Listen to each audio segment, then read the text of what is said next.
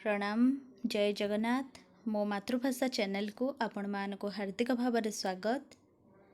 तो आज आम रूढ़ी संपर्क में पीजी परीक्षा निमंते केतेक संक्षिप्त प्रश्नोत्तर आलोचना करिबा। तो जो मैंने आपण मानक चैनल मो मातृभाषा को सब्सक्राइब करना बा प्रथम करी यही चैनल को आसुछंती तो गोटे सब्सक्राइब कर दियंतु एवं पाखरे थिबा बेल आइकन ने ऑल ऑप्शन ने सिलेक्ट कर दियंतु जहा फଳରେ मो वीडियो सर्वप्रथम आपणक पाखरे पहुँची पारिबो। तो चलंतु आरंभ करिबा। रूढ़ीर उपयुक्त अर्थ बाछ। तो अंटी छुरी तंटी काटे। निज लोक शत्रुता आचरण करने को अंटी छुरी तंटी काटे कहा जाए।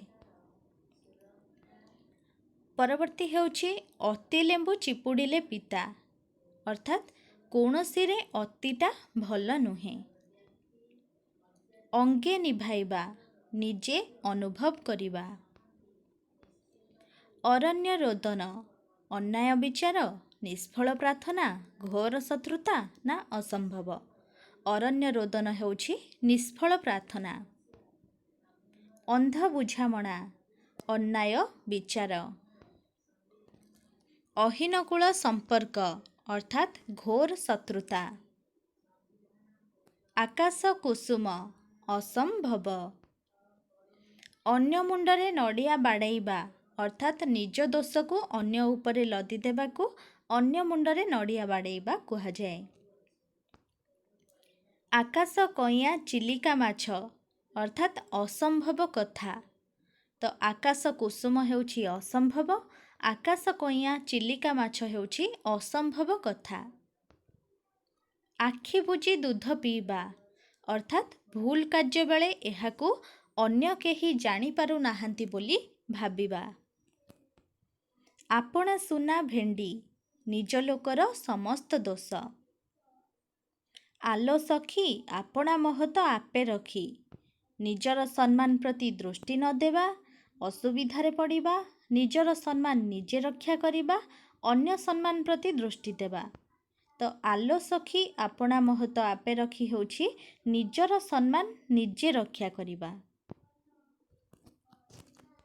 परवर्ती हेउछि उड़ीगला चढ़ेईर पर गणिबा, अर्थात अति चतुर। उषुना धान गजा हेबा, असंभव कथा संभव हेबा। एघर माउसी से घर पिउसी, समस्त कथा को लुचाई रखिबा, दुई पटे छिद्र कही कली लगाइबा, काहारी कथा न सुनिबा, समस्तंकु साहाଯ୍य करिबा। तो एघर माउसी से घर पिउसी होछि दुई पटे छिद्र कही कली लगाइबा। ए घरे माउसी भावरे थिबो, से घरे पिउसी भावरे थिबो। एक घर क्या हेउछि गोटिए घर ना ग्राम ठारू दूर रे थिबा घर, सामाजिक बासंद ना बुद्धिबणा हेबा। एक घर क्या हेउछि सामाजिक बासंद।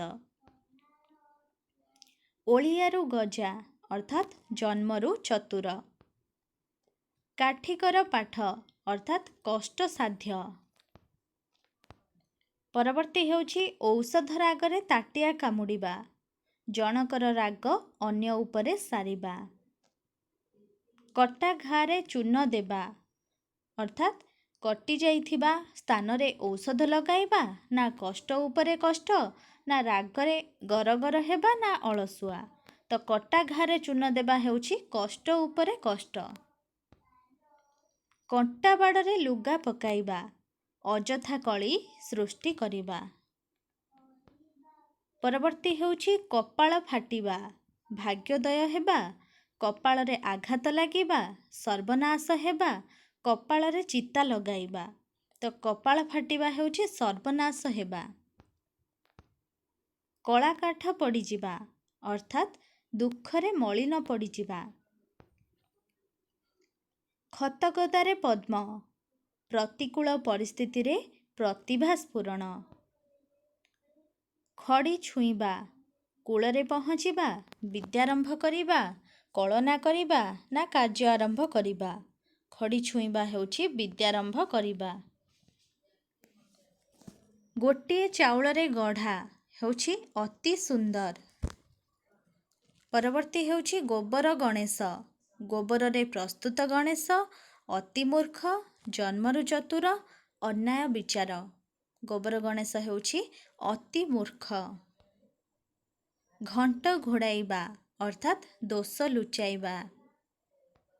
ଚଳୁ କରିଦେବା, ଖାଇବା ପୂର୍ବରୁ ଚଳୁ କରିବା, ସବୁ ଶେଷ କରିଦେବା, ଅଳସୁଆ ଲୋକ ନା ଅନାବଶ୍ୟକୀୟ ପଦାର୍ଥ। ତ ଚଳୁ କରିଦେବା ହେଉଛି ସବୁ ଶେଷ କରିଦେବା। ଜିରାରୁ ଶିରା କାଢ଼ିବା, ଖୋଜି ଖୋଜି ଦୋଷ ବାହାର କରିବା। ପରବର୍ତ୍ତୀ ହେଉଛି ଝିମିଟି ଖେଳରୁ ମହାଭାରତ ଅର୍ଥାତ୍ ସାମାନ୍ୟ କଥାରୁ ଭୟାନକ ପରିସ୍ଥିତି। ତିଳକୁ ତାଳ କରିବା, ମୁରବୀ ଉପରେ ସମସ୍ତ ଦାୟିତ୍ୱ, ମୂଳପୋଛ ହୋଇଯିବା, ଛୋଟ କଥାକୁ ବଡ଼ କରିବା, ସତକୁ ମିଛରେ ପରିଣତ କରିବା। ତ ତିଳକୁ ତାଳ କରିବା ହେଉଛି ଛୋଟ କଥାକୁ ବଡ଼ କରିବା। ଦୀପ ତଳ ଅନ୍ଧାର ଅର୍ଥାତ୍ ପାଖ ଲୋକ ଉପକୃତ ହୋଇ ନ ପାରିବା। ଧରାକୁ ସରା ମଣିବା, ଗର୍ବରେ କିଛି ନ ମାନିବା।